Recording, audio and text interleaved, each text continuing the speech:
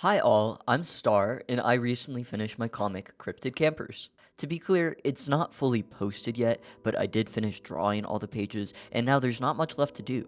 I've struggled a lot with finishing projects in the past, so I'm pretty proud of myself for managing to actually do the thing, but looking back, there's a lot I wish I did differently, so I thought I'd try and share some of my wisdom.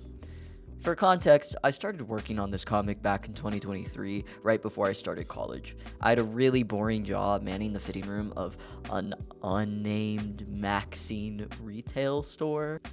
So I'd always sneak in a sketchbook with me and draw a lot. And I came up with the full story for Cryptid Campers and every significant design used in the comic within like 3 shifts. I came up with lots of other stories too, but Cryptid Campers seemed the most realistic and manageable, so I focused my efforts towards working on it. I originally planned for the comic to be finished within a year, but when I started it, I was in college for the first time, got into my first ever relationship, and dealt with my first breakup, and then I moved countries, so you could say I got a little distracted. Along with this, I started to experience some of the worst and most persistent hand pain I've ever felt, so I was remiss to ever push myself. I think there's a lot I could have done both to make the comic easier for myself and to make it a better finished product that I wish I knew when I first started. But I think there are actually a few things I did right, so I'm gonna share both with you. Sorry for the clickbait thumbnail. Just to be clear, I'm not in school for this stuff, so I'm not really qualified to give any professional advice. Plus, my comic is quite short, so a good amount of the stuff I say here might not apply to projects that would be decades-long endeavors. I encourage you to take everything I say with a grain of salt, and most importantly, to think critically about your own project and what would realistically be good advice for it. With all that being said, let's get into it. Starting on a positive note, I limited my colors a ton.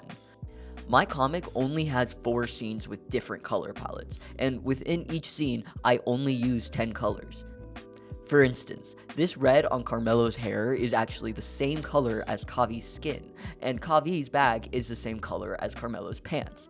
I think this made things a lot easier for me because I never really had to think too hard about if a color looked out of place somewhere, because it was basically all decided for me right out the gate. This would, of course, be less realistic for a larger comic with more characters, and especially for comics with more backgrounds, but I do encourage you to find some ways to limit your color palettes, or at least to plan out the colors in a scene before you have to draw them, so you can make smart decisions instead of panicking and choosing colors on the fly. It helps make things a lot more cohesive, and it makes the process easier for you. For things I wish I changed, I'm just gonna come out the gate and say starting on this comic, I had terrible references. I never made any character turnarounds, and I really wish I did. I guess since this was just such a short project, in my mind, I thought I didn't need them, but there were more issues than just that. I didn't do proper line art for my references, which meant all of my multiply shading layers were over the line art, which made color picking inaccurate. Also, these trees in the background are a different color in the color swatch, and one time I changed the blue color I was going to use everywhere except on Carmelo's jacket, the place where it appears most. Don't even get me started on how I designed the van, because literally none of the colors I used here are accurate to the color palette of the scene that it shows up in. Also, Kavi's hair basically never looks like that. Why did I draw that?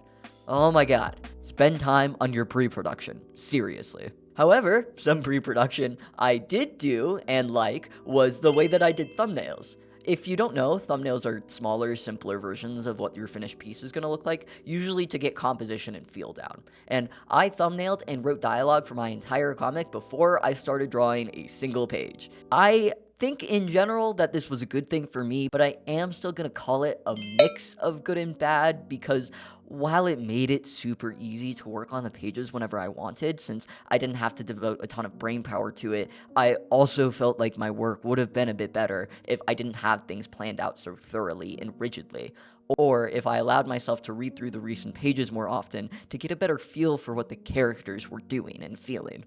It wasn't too much of a problem in the beginning since I was working on pages chronologically, but near the end when my hand pain made it hard to do certain things, I jump around all over the pages and quickly lose track of where the story was. Plus, I think most of these thumbnails were way too small and ended up feeling a little too simplistic by the time I scaled them up. Another thing I'm going to put in the mixed category is the simplistic art style that I chose. I know some people can crank out comic pages with super detailed art and rendering styles or super cool line work every week, but I've never found a way to make my comic art anywhere near comparable to my fully finished illustrations. I think having a simpler art style can definitely help you with actually getting things completed since it makes it a lot faster, but I also can't help but feel like I might have been a little more proud of my work if I just put some more time into it and made it just that little bit more detailed. But on the other hand, people seem to really like the art style, so what do I know? Getting back to things I liked that I did about the comic, I had a very limited cast, and I think this is a good thing. There's only 2 main characters and only 4 characters even drawn, and that's only if you count the cat. Again, this depends a lot on your story, but for Cryptid Campers, I knew that adding in more characters wouldn't have actually added much to the story that I wanted to tell. The whole thing is dependent on the relationship between these two and the ways they do or don't allow themselves to open up to one another. That's not going to be helped all that much by having a larger cast, at least not in a way that helps the story remain so short and simple. Having an expansive cast can definitely be fun, and I have plenty of fun with series that do have large casts, but I don't think it's necessary for every story, at least in my opinion. I didn't like how little time I spent drawing additional content for my characters. And let's be clear, by additional content, I mean any sort of additional sketches or character exploration or illustrations that did not relate directly to something within the story, meaning they were not part of the comic directly.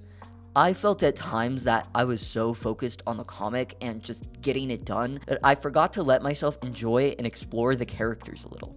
This might just straight up be a me problem because I see a lot of people online have actually the opposite issue where they draw fun illustrations for their stories without making the actual story, but I think not drawing any additional content can also be a detriment. There needs to be balance. This also, awkwardly enough, meant that a lot of my friends didn't even know I was working on a comic, which sucked, but it was understandable, I guess, since most of the times I showed off an illustration, it was fan art, and I put off starting publishing on the comic for just so long.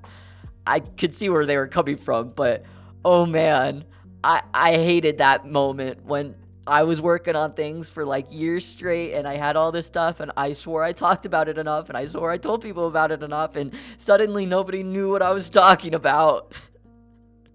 It's cool though, I love my friends. Speaking of publishing, something I'm also putting into the mixed category is that I had a long backlog of pages before I started posting. And I think that's a good idea generally, but it can also definitely go too far. By the time I decided I had an acceptable backlog, I'd been working on the comic for over a year, and if I published it at the 1 page a week pace like I was originally planning, it would have taken an entire other year to finish publishing, and I honestly really didn't think I could be invested in the project for that long again, especially without actively drawing pages for it. I wonder sometimes if the comic would have been seen by more people if I spread out the rate of publishing a little, or if I just started publishing earlier with less of a backlog. The world may never know.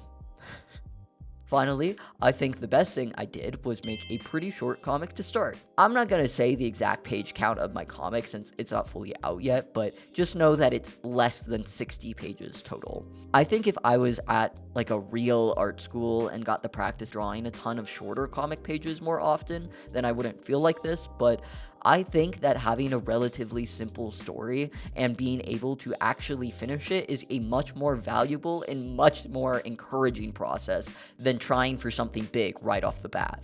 Again, some people are definitely able to do that, but not very many, and definitely not me. That's all I think I have to say for now. I hope I was able to give some valuable advice or encouragement if you want to start working on your own story. It's an incredibly rewarding experience.